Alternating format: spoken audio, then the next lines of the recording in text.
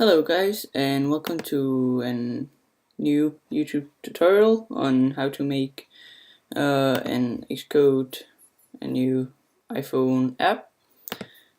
Today I'll go through some of the basics and cover the most common things to do. So I'll just name this tutorial test. And this one will be tutorial test. This is basically the name that stands in front of the viewcontroller.h and all those things. I'll name it for iPhone, and storyboards, if you don't know what that is where Apple's way of making your interface in another way.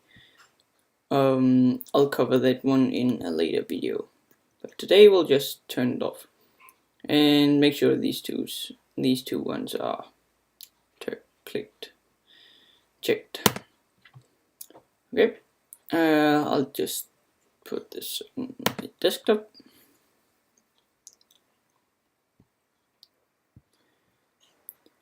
So here we go. When you start a new Xcode project, you will always start by going into your .h file and declaring what elements you need to use in this. For this tutorial, it's going to be very simple. So we're just typing in IV outlet, which is a thing so you can see that here we actually have something that we're going to see on the iPhone display or iPad display. And then we will type in UI, and then whatever thing it has got to be. So if we want an UI label, we type in that, and then the little asterisk star thing, that is basically declaring the name. So we will name this test label. Now we can also add something else. Type in IP outlet UI text field, which is something that you can type in, like you can type anything you want in that, just like a text box. And then we will name this UI or test text field. There we go. Now we will go ahead and make an action, which we start by dash, and then we type in here IP action, and in the selector instance we type in basically the name of this. So we will say text to label, and in that with a semicolon. That is basically all we need to do in this .h file, where we have declared all the elements that we need to use. Oh, one more thing, we also need an IV outlet to be a UI button. I am so good at spelling today. And we'll name this test button. And then in that with the semicolon. Yes. Go ahead and save that file. Now go into tutorial test viewcontroller.m, and just after the implementation we add this is basically all the coding that is happening when you press something or when something happens. So this was what did we call it? We called it text to label. and I don't know why it does that, but and then curly bracket and enter.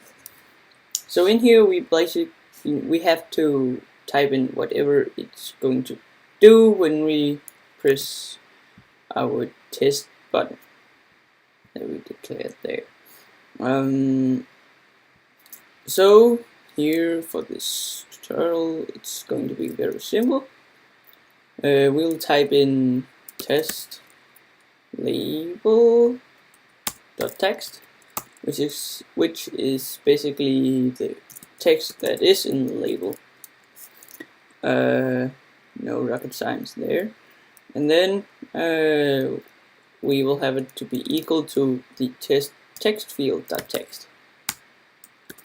So now the test label will be the same as the text field label when we press the button. Now we will have to, or we don't have to, but I like to make it so that it resets the text in the text field. So we'll type in text field dot text equals null, and after we've done it, the text should be, or it will be, in this text field. It will be basically clear, so there's not anything left. So we go ahead and save that, and now we go into the .xib file, which is where we create our user interface and connect all the outlets. So we have a button here, drag it in there, take a label down here, take a text field over here. I'm sorry. So here we type text to label, and here we drag this and then align that one, and we also align this one. And here we will, in this one, we will change the placeholder to become like type something here. What this basically does is, you can see it says type something here, and when you type something, it disappears. And we'll center this, and actually, oh crap. Oh, come on. I will delete it. We'll also change the background of this to something red. That's red. And now the only thing we have to do is basically go into our files owner, which is where all the things we declared in .h and in the .h file basically is. So we see here received actions, which is all the actions that we made, the IB actions. We drag that into text to label, and we say touch on inside. That is basically when this function have to it's called. So now all we have to do is get the text field there, text label here, and the button. So that is basically it for this. So when you go ahead and run that, it should look like this, and you can type in anything like, hey, how are you doing? And we press that one, and as you see, the text changes to the thing we typed in here, up here, and this one gets basically reset. So we can type in new stuff.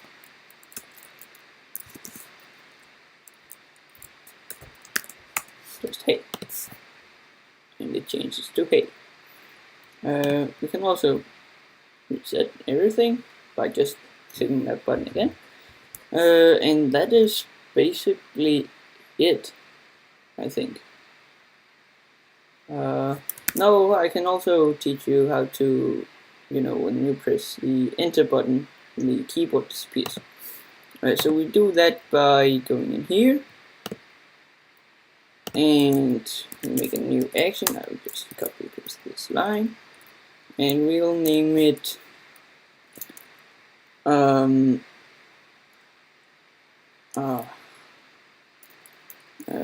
return kick. So we do that and go after this one, dash IP action, return click. We will type in the exact same thing as up here, these two lines. Oops. But we also need to make some square brackets, and after that, or inside these, we type in self resign first responder. There we go. What this does is it hides the keyboard.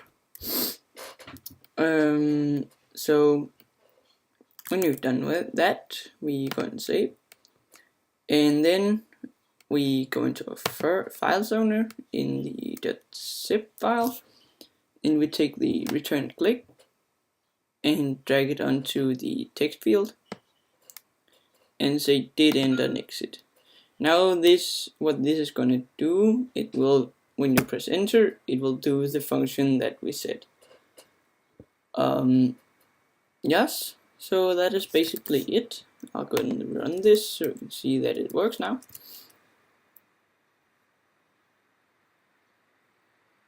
There we go. And we type in hey, hello, and we press enter on my keyboard or return here, and hey, hello, and the exact same thing happens.